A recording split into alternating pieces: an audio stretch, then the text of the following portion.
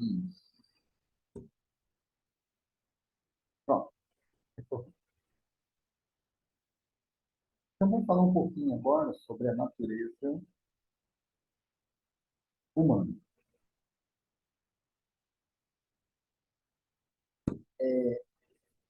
Eu comparo a natureza divina uma natureza mais simples da gente cuidar. A natureza divina ela só precisa de disciplina. Você tem uma disciplina diária e constante, uma prática, né, de cuidar do meu campo espiritual, do meu campo energético. E aí também eu vou trazer, né, algumas ferramentas para a gente cuidar disso. Fica mais fácil da gente cuidar da natureza espiritual. Por incrível que pareça, né, eu acho que é mais fácil eu cuidar da minha alma do que eu estar cuidando da minha natureza humana. E a gente vai. Eu vou trazer aqui alguns elementos para vocês entenderem se o que eu estou falando aqui é tão fácil e simples assim. A câmera está. Eu vou deixar minha câmera assim. A natureza humana, tá? Ela é uma natureza muito complexa. Em que sentido que a natureza humana é uma natureza muito complexa? O ser divino é uma energia pura, um estado de consciência muito elevado, enquanto a natureza orgânica, que é esse veículo que vai manifestar o nosso papel aqui, o que eu vim trazer para o mundo, é um veículo muito complexo de se harmonizar e de entender ele funcionando. E aí a gente vai ter que entender a divisão, só para ficar claro para nós. Esse veículo, chamado natureza humana, existem 4 estruturas deles que é extremamente importante a gente entender o funcionamento deles. A primeira natureza, o primeiro veículo, né, a primeira estrutura, vamos colocar assim, é a natureza mental. E a gente vai ter aqui um encontro, vamos ver se, né, dentro desse mês nós vamos estar trazendo, né, fazendo uma sala que eu vou falar das 4 naturezas. Hoje eu vou falar muito rapidamente. A primeira natureza é a natureza mental. E essa é uma natureza extremamente complexa.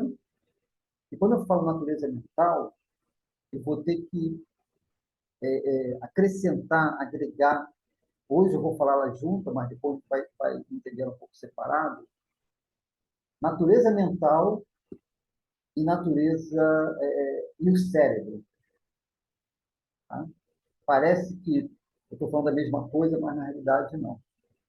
A natureza mental é uma entidade, vamos colocar assim, dentro do nosso campo, que tem uma conexão direta com o nosso cérebro através da pineal. Okay?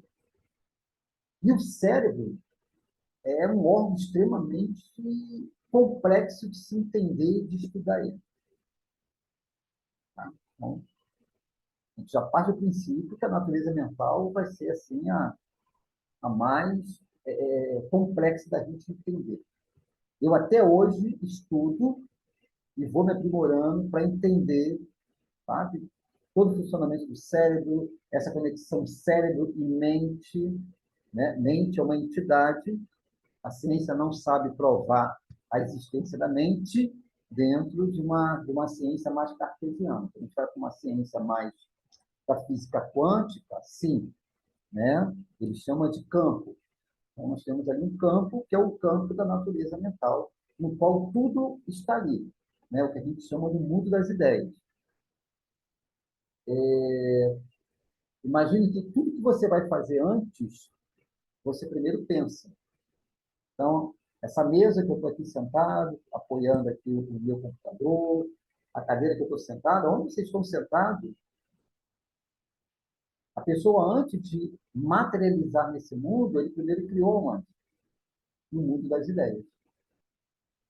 Organicamente, o cérebro dessa pessoa, com as suas matemáticas, com as suas habilidades ali, materializou isso e transformou no que a gente está aqui sentado hoje.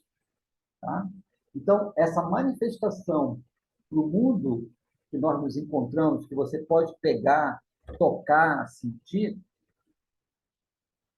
antes foi criado no mundo das ideias. Tá? Para então chegar aqui. Estudar, tá? Conexão mente e cérebro é uma arte, é um grande desafio. Até hoje eu continuo estudando isso. Por quê? Agora eu estou falando da natureza humana. Bom, só falando da natureza humana. Uma outra natureza, um outro campo também muito complexo e muito sutil, sensível e frágil é a natureza emocional. Por quê? Natureza emocional, ela representa, né, os nossos sentimentos, as nossas memórias, elas começam a ser desenvolvidas desde o momento da concepção. Né? Então, imagine, né, quando a minha mãe soube que estava grávida de mim, qual foi a primeira reação dela? Qual foi o primeiro sentimento que ela fez? Como foi essa gestação? Ela estava esperando? Ela estava pronta? Como é que foi isso? Isso tem uma influência muito grande no nosso comportamento emocional.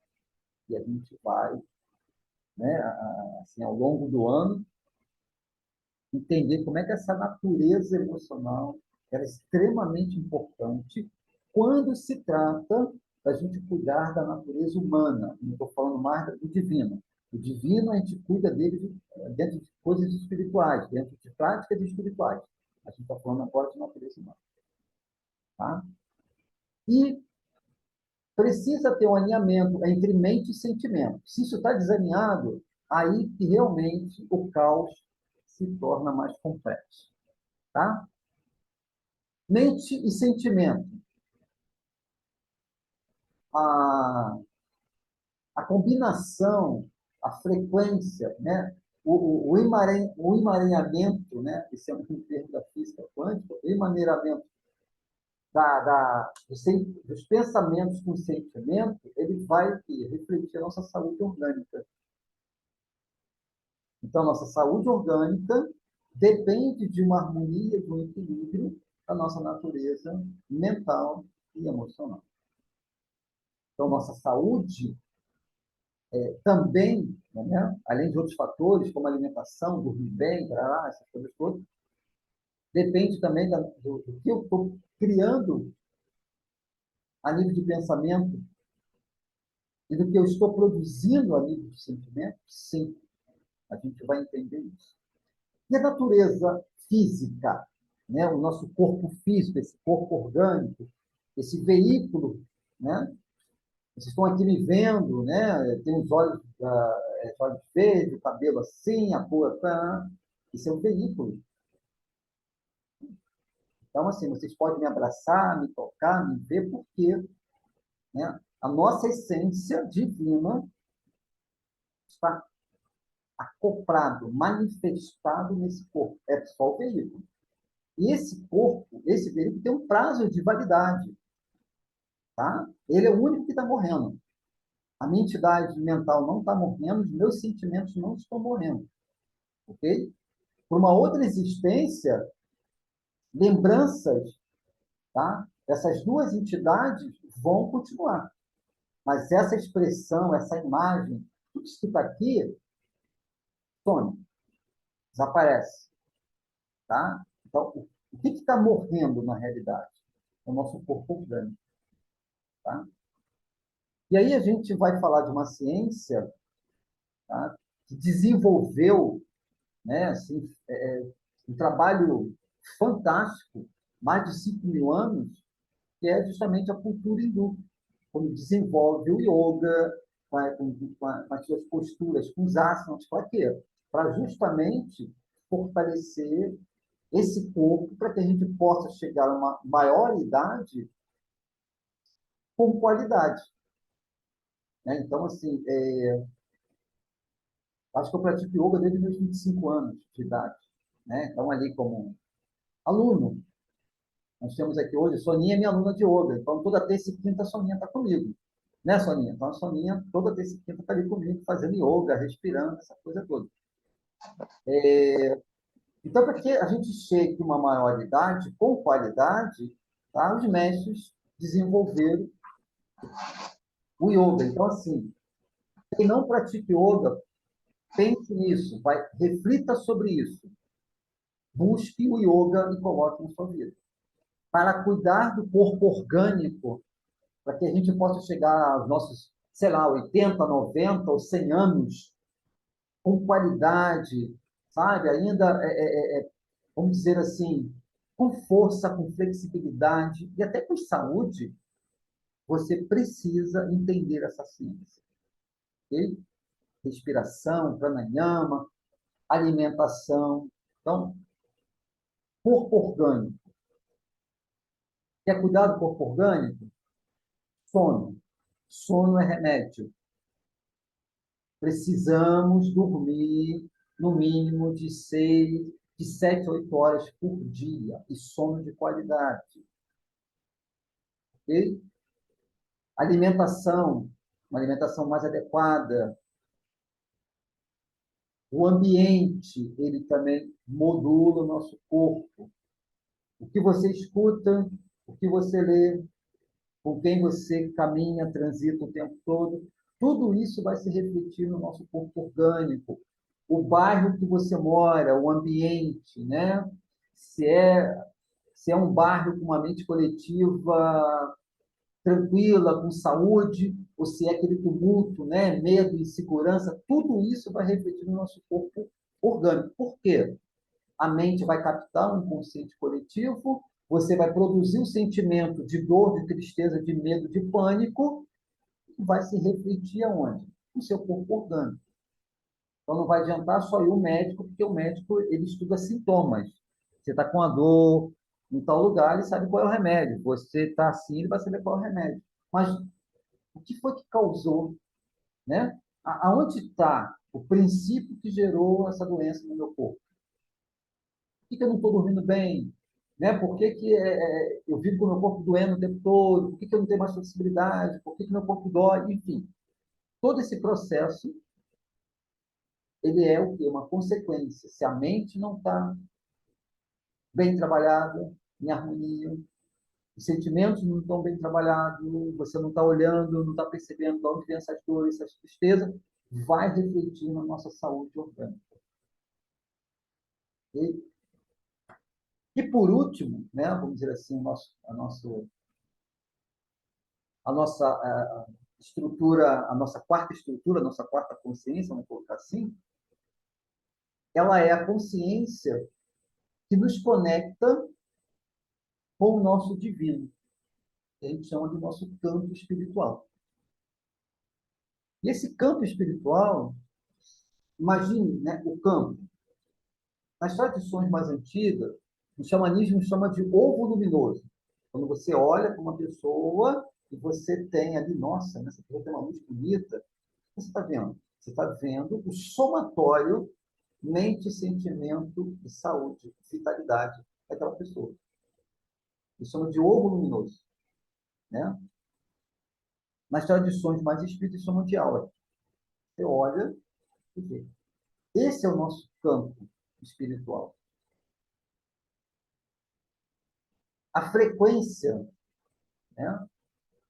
a vibração vai depender do equilíbrio do que eu produzo mentalmente, do que eu venho sentindo e de que forma eu cuido do meu corpo orgânico. Vai definir a frequência do seu campo. E aí, eu não sei se vocês vão concordar comigo,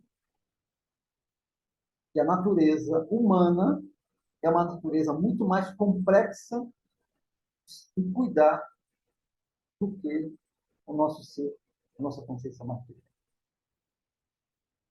E durante esses 4 encontros que a gente vai ter, né, agora em janeiro, nós vamos falar mais, né, vou trazer mais especificamente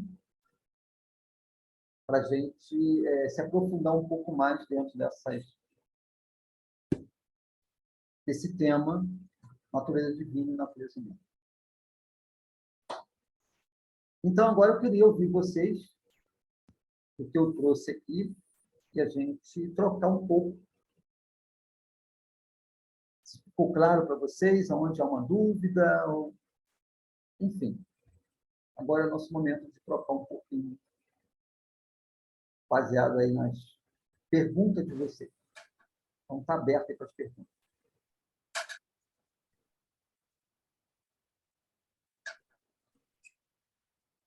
Então, estão me ouvindo? Estou ouvindo bem, Renato.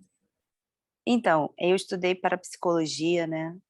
E na parapsicologia a gente fala sobre a nossa projeção mental, né? Tudo que a gente cria com a mente, né? Como a gente realiza através da nossa percepção mental e tudo que está no subconsciente, né? Que é o que a gente precisa acessar, que a gente pode acessar através de técnicas, através dos sonhos, né? Então, existe alguma técnica, né? Além da que a gente já conhece, né? Através dos sonhos, através da projeção mental mesmo, repetir, né? As práticas, como a yoga, por exemplo, que vai fortalecer o corpo físico, né? Trabalhar as células, rejuvenescimento e tudo. Mas no xamanismo existe alguma prática que a gente pode fazer para poder acessar esse campo das memórias passadas, assim? Existe algo que pode ser feito assim do dia a dia para a gente acessar essas memórias?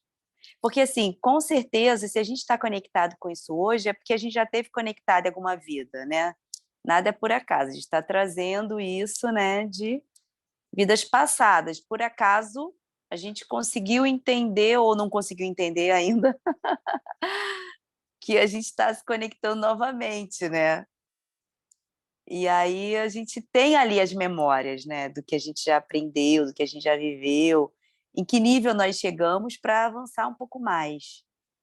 Então, eu queria saber se dentro do xamanismo existe alguma técnica que a gente pode, no dia a dia, ou assim, já implantar.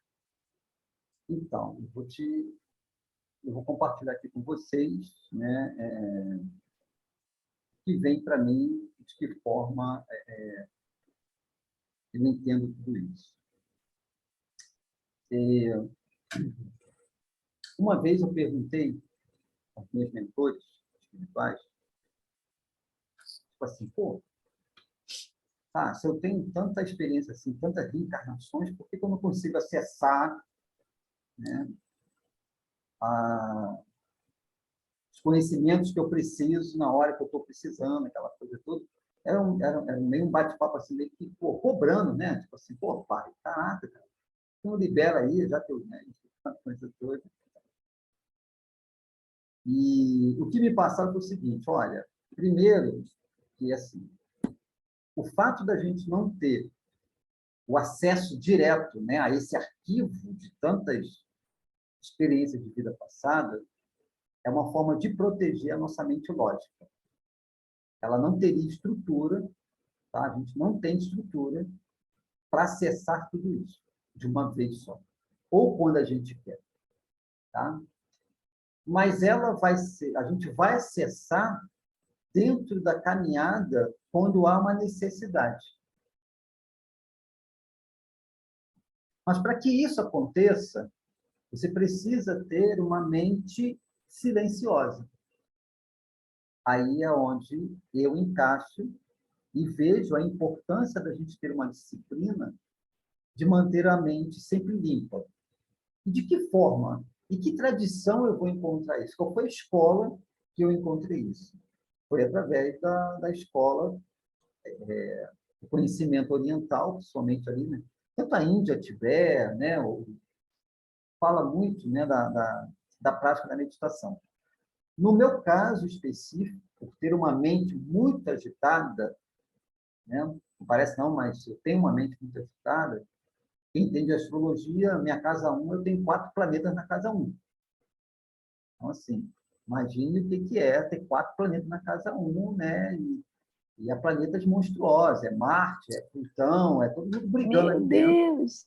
Então, você imagina. Potencializando, né? Sim, Potencializando, né? sim, então, assim, até na época que eu fui estudar parapsicologia também, eu fui para entender, porque, assim, eu era o tipo da pessoa que ouvia de tudo, né? Escutava tudo, então, assim, e eu tinha uma mente muito dispersa. Hoje seria, né, falta de atenção, não, enfim, dá um nome aí. Dificuldade de focar, né? Então, por quê? Depois eu fui entender. Concentração, certo? Oi? Concentração, Mas tem um nome que a gente dá, né? Enfim, TDAH. isso, por aí assim, né? Na época era isso, né? Assim, ó, ele não consegue se concentrar. E aí, assim, claro, a minha mente ficava, né? Eu não conseguia focar no que a professora estava ensinando, então eu tinha dificuldade de aprendizado, era mais ou menos isso. Por quê? Porque minha mente viajava muito. Imagina esses planetas todos ali na minha cabeça e eu ficava viajando na maionese e não conseguia prestar atenção, né? Aí a prática, quando eu fui da parapsicologia, fui entender de respiração, meditação, foi o que me levou para o yoga, né? Para a gente entender como eu cheguei no yoga. Eu cheguei por uma questão de necessidade. O xamanismo ele vem bem depois. Foi muito bom porque aí eu já tinha uma mente um pouco mais treinada. Então a gente precisa, né, Renato, dessa mente silenciosa. E no xamanismo, isso é uma frase que eu vou falar para vocês aqui, que está nos livros de Carlos Castanheira. Então, quem gosta de xamanismo tem que ler a obra toda de Carlos Castanheira. Já dou a dica aqui. Eu li todas e eu tenho ela até hoje aqui em casa. A minha ideia é daqui a alguns anos eu começar a reler, né? Porque aí, assim, cara, eu vou sacar coisas totalmente diferentes da época que eu li há 15 anos atrás. E uma vez Dom Juan chega para Castanheira, não, ao contrário, Castanheira pergunta a Dom Juan algo parecido com o que tu falou agora, Renato. E aí, Dom Juan, que é o xamã, né, que era o que treinava ele. Então, eu sou dessa época, eu sempre falo que eu nunca fiz curso de xamanismo, eu fui treinado, né, treinado por alguns xamãs para fazer o que eu faço hoje. Então, ele fala assim, que um guerreiro, né, o xamanismo de Carlos Castaneda é um xamanismo muito voltado para o caminho do sul, o caminho dos guerreiros. Um guerreiro precisa ter um corpo forte, seja, porém flexível e ausente de perturbações mentais. Um corpo forte, força, vitalidade, saúde, flexibilidade. Hoje eu entendo que é a flexibilidade com a vida, você não ser uma pessoa tão rígida, e uma mente ausente de perturbações. Ou seja, você precisa ter uma mente mais silenciosa. Para que, quando você receber alguma informação da sua consciência divina, ter espaço. Quando você vai olhar a prática da meditação na cultura oriental, eles dizem o seguinte, né? Que a prática da meditação vai fazer essa conexão com o seu ser divino, olha, o ser divino encaixando aí, para que esse ser divino, tá, possa fazer uma intervenção dentro da natureza humana. Né? Então, é como se, na prática da meditação, ele conseguisse, vamos dizer assim, reprogramar a natureza mental humana, que seria o cérebro. Tá? A proposta sempre foi essa. Acredito que a grande maioria conseguia, pelo menos, fazer uma nova reprogramação. Não deixar de ser o que era, até porque depois que estrutura no corpo, você não consegue, mas você consegue administrar. Tá? Tanto que os mosteiros tibetanos só aceitava crianças até 6, 7 anos para ser monge. Por quê? Quando a gente estuda neurociência, a gente sabe que o nosso cérebro ele começa a formação dele de programação, tá? De baixar programas. A primeira infância, que vai de 1 aos 5 anos, e a segunda infância, que vai dos 5 até os 10. Né? Uns falam até 6, 7, até os 12, mas fica dentro dessa, dependendo da escola, fica dentro desse processo. Então, como é que os monges sabiam que era legal pegar até 5, 6 anos, porque era mais fácil de você doutrinar essas crianças para se tornar um monge? Eles não tinham acesso à neurociência, mas eles tinham experiência de saber, pô, é mais fácil a gente educar uma criança do que já pegar um cara com a mente toda perturbada, o trabalho que vai dar para curar essas pessoas. Então, naquele período, né, eu acho que isso até hoje é assim, você ia viver no mosteiro. As crianças eram criadas dentro do mosteiro. Por quê? Para treinar a mente deles a ser aquilo ali. O xamanismo não é diferente. Tá? Quando eu falo que eu fui treinado, ou seja, muitas das vezes eu fui treinado em ver coisas aonde pessoas não conseguem ver. Mas é claro, né? Olhando para a minha natureza, como eu falei, eu tenho uma mente muito, né? Minha mente já era uma mente meio complicada humanamente. A natureza humana, eu não sei se eu estaria hoje onde eu estou, com, vamos dizer assim, a qualidade mental que eu tenho. Mas bem direcionado, bem trabalhado, bem treinada, é um potencial. Okay? Então, o que você está falando, então, na verdade, é que não é só a direção do xamanismo. Na verdade, você tem que se abrir também para outros estudos que vão complementar essa busca dessa medicina da natureza, porque eu considero o xamanismo uma medicina que vem da natureza, primordial, né? Que Sim, você usa os elementos, as direções, as ervas, pronto, pronto. né? Enfim. Mas aí, assim, eu tenho que deixar muito claro aqui para outras pessoas que estão assistindo a minha história. Entendi. A minha história. A minha história, o meu Dharma, para que eu pudesse cumprir, eu precisei trazer outros elementos. Tá? Entendi. Isso foi uma compreensão, sei lá, de 10, 15 anos para cá. Até então, não é assim. Como eu chego a essa compreensão? Todas as vezes que eu pensava, sei lá, viver numa comunidade, ir para um lugar, ficar lá, né? Enfim, me isolar do mundo, quando eu estava lá no meu cinema de meditação, eu sempre falava, cara, o que você está fazendo aqui? O teu lugar não é aqui. Se fosse para você nascer num lugar assim, você teria nascido num lugar assim. Teria sido numa tribo, teria nascido num mosteiro. Você já fez muito isso. O seu papel é na cidade. É lá que você vai fazer a diferença. Pegar o teu conhecimento para as pessoas. E você fica aqui para falar o quê? Para 100, 50, 60 pessoas que vão estar aqui no mosteiro? Ou na tua comunidade, seja lá o que for o nome, tá? Quando isso caiu para mim, claro que eu não entendi como eu entendi agora. Então, assim, volta para a cidade.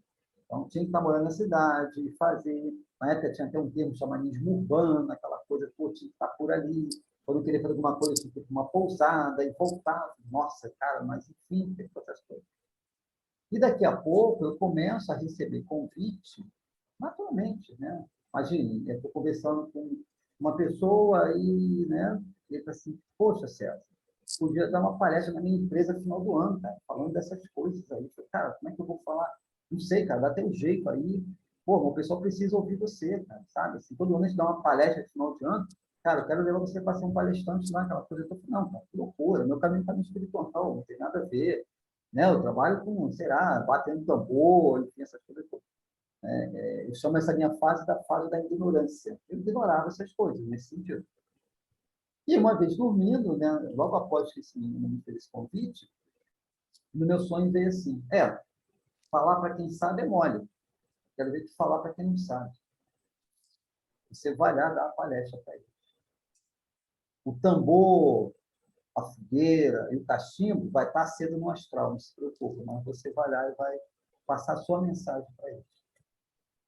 E aí, para que eu pudesse fazer isso, eu tive que criar uma linguagem para que essas pessoas pudessem entender o que eu queria falar.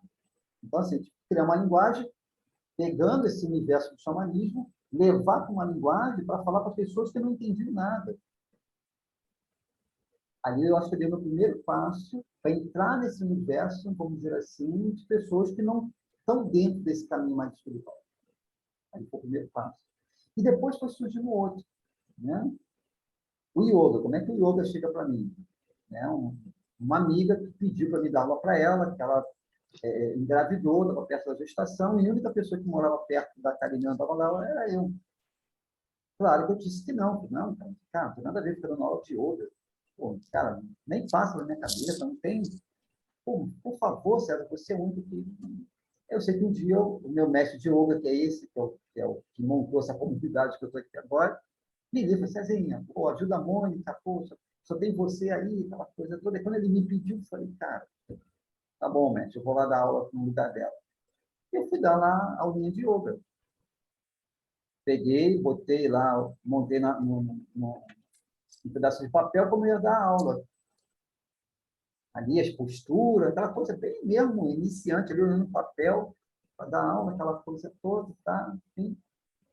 Aí, naquele dia, dei aquela aulinha, o pessoal postou, caraca, que doideira, né? Meu Deus, ainda bem que isso aqui é temporário, mas não tem nada a ver comigo.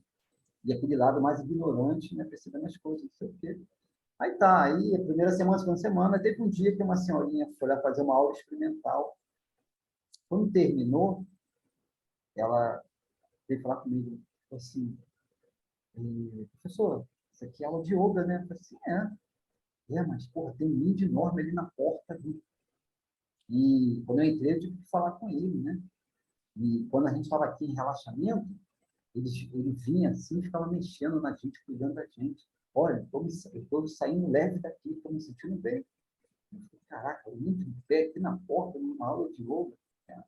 Aí aquilo ali já me deu um, né? Cara, doideira, eu também. Ela é minha amiga até hoje, chamo ela de Pretinho. Até hoje é minha amiga. Eu dou aula de yoga, né, sei lá, 18 anos atrás. Até hoje, ela está no meu grupo, fala comigo até hoje, assim, ela me adora. Ela é espírita, né? Então, tá. Nisso foram vindo outras pessoas e Mônica teve o bebê, teve que ficar de resguardo, vai passando 2 meses, 3 meses, e minha turma começou a encher, e todo mundo achando, cara, sai daqui melhor, eu tô dormindo melhor, parei de tomar remédio. Falei, caraca, tem alguma coisa aqui que eu não consegui perceber. Estou dando aula de yoga, as pessoas estão se curando. Que loucura é essa? Né? Até que um dia eu sentei para dar aula e, tipo assim, eu não olhei mais para o papel e a coisa começou a fluir na minha cabeça. Vamos fazer assim, assim, assado, blá, blá, blá, blá. Eu comecei a ter as mesmas sacações e inspirações que eu tinha dentro do xamanismo, quando estava dando outra coisa. Eu falei, porra, tá vindo a aula na minha cabeça. Faz assim, assim, assado, faz assim, assim, assado. A coisa começou a desenvolver. Mônica não volta mais, porque ela acabou, assim que acabou a gestação dela, o período, ela passou no concurso para professora de educação física e aceitou a matrícula e foi. Eu já estava lá e assim começou o meu envolvimento dando aula de yoga e eu nunca mais parei. Essa questão da aula de yoga me levou a projetos sociais, a trabalhar com ONGs, ensinando as pessoas a respirar e entender sobre a mente. Aí, essa é a minha história. Antes, eu forçava uma barra de querer ter uma comunidade, ficar lá, né? Natural, como hoje mais ou menos é aqui, né? Viver dentro da natureza, ter lá a tenda montada, acender meu fogo, ficar arrumando no cachinho, ficar batendo tambor, as pessoas vêm, eu vou curando, elas vão voltando para cá. Lá no começo, como até hoje, não era nada disso. Então, eu tive que me especializar como é a natureza humana. Então, as coisas que eu botei sobre a natureza humana foram todas as minhas especializações que eu tive que fazer, porque assim, eu tinha que ter uma linguagem, já que o meu Dharma dizia, olha, não é para você ficar criando uma comunidade, um mosteiro, porque você já fez muito isso. Nessa existência, o teu Dharma é passar para as pessoas. E você tem que ir onde as pessoas estão precisando. Então, Renato, eu estou deixando aqui claro a minha história. Isso não me impede de eu ter o cargo que eu tenho, nem de ser, dentro do xamanismo, a pessoa que eu sou. Só que eu tive que agregar também um outro trabalho. Ó, a Soninha está aqui. Eu estou criando um projeto na Secretaria de Educação aqui da cidade para levar meditação e yoga para as escolas. Está quase tudo certo. Eu já comecei a fazer o piloto com a Secretaria de Educação, que também é desse universo do yoga. Então, olha onde eu vou começar a atuar. Né? E no base escola, ensinando as pessoas, respire, isso aqui. Cara, ali está xamanismo, está yoga, está espírito, está tudo junto comigo. Entendeu? As minhas escolas de específico, está tudo ali. Só que ali eu sou o terapeuta, psicanalista, tal, não sei o quê, que vem cuidar da saúde mental das pessoas. A proposta foi saúde mental nas escolas. Cara, eles Por que, aprovaram, está lá. Aí tu por para que e que eu... fala assim, que doideira.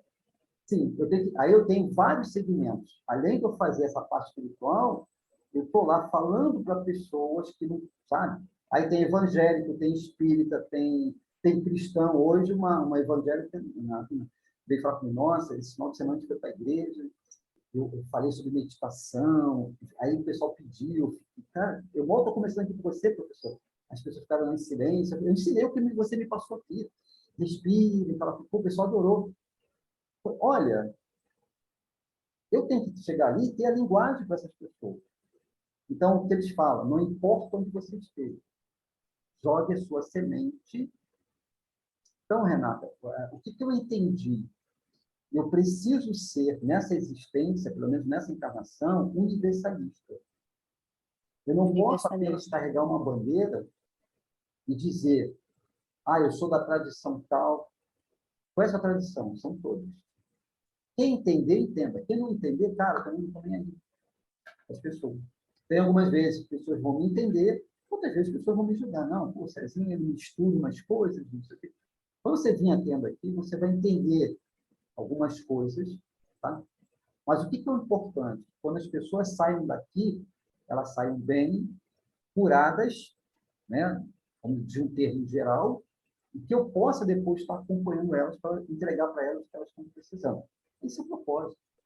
E se ali comigo tá os xamãs, tá os ciganos, tá os pretos, cara, o que eu vou fazer se eu sou apenas o canal?